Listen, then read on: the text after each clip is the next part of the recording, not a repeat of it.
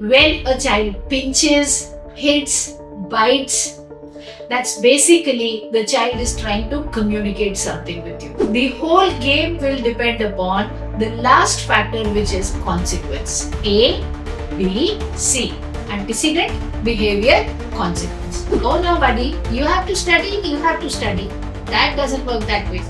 Add lots of reinforcers. You say, my God, look, mama got this and this and this, and then keep them away. Say, but.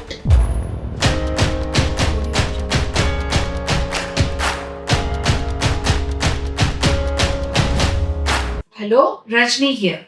Today's topic, understanding pinching and hitting behavior in children with autism.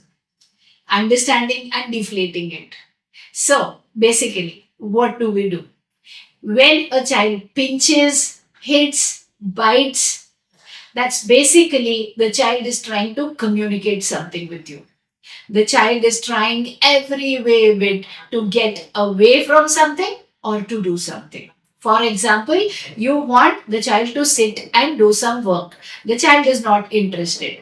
No structured work they want to do. They want to lie down on the bed and watch the game or scroll on mobile. That's all they want to do. And now you're sitting them down, they're uncomfortable, so they start the pinching process. Or they bite or they bang head because they don't want to be restricted. Yeah. So first thing is antecedent, then behavior, then consequence. It's called the ABC approach. Antecedent means what happened before. So what happened before was the child was on the bed scrolling or doing something or stimming or running one place to the other. You told the child it's time to study, or you grabbed the child or you got the child and you sat the child down. That's the antecedent, which caused the behavior. The child started pinching or head banging or biting, etc. etc.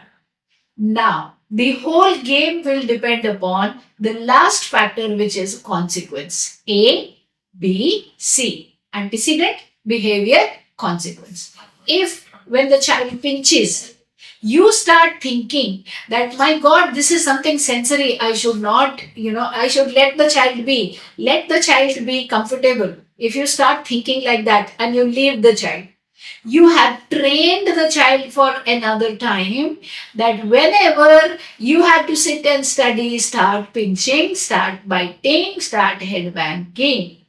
Yeah. And every time you will try, you will ensure the child comes and sits, he will headbang his way out of work and go right back to the bed and sit and scroll, and you don't know what to do. And now you have a behavior that's established, and the damage doesn't stop there. The child understands this is super cool. You, whatever you want the mobile, you want the ice cream, you want whatever, you do this and you get rid of the parent. Yeah, you don't have to study. So why not to apply this in school? Why not to apply this in other places? And what happens? The complete demolition or deterioration of the child. Complete. Because child then is not structured, will not work. This is really a red flag. So then what do we do? The whole game will change as you change the consequence. Yeah? A, B, C. Antecedent, you are not going to change. What people do, they change the antecedent. They say, okay, no study. Go, go. That is changing the antecedent to curb the behavior. That is the worst strategy to put. Because then you will never help the child to gain impulse control, sit there, be structured enough to work. No, child will not do it. So now keep the antecedent constant. Do not shift it. You say, oh no, buddy, you have to study, you have to study. That doesn't work that way. Add lots of reinforcers. You say, my God, look, mama got this and this and this, and then keep them away. Say, but. But there's a condition to it. And you say, and keep them out of reach. Structure the environment. So there's a table. You sit him not on the bed to study, sit him on the table. Keep the reinforcers away. Keep the child in a place from where he cannot headbang. If he headbangs, if he pinches, you'll have mittens, and put the mittens and you'll strap it tight onto the hands and say, now pinch. Now the child cannot pinch. The hands are in the mittens. or very, very thick socks with which the child cannot pinch. Any which ways, or gloves, which deflates the behavior.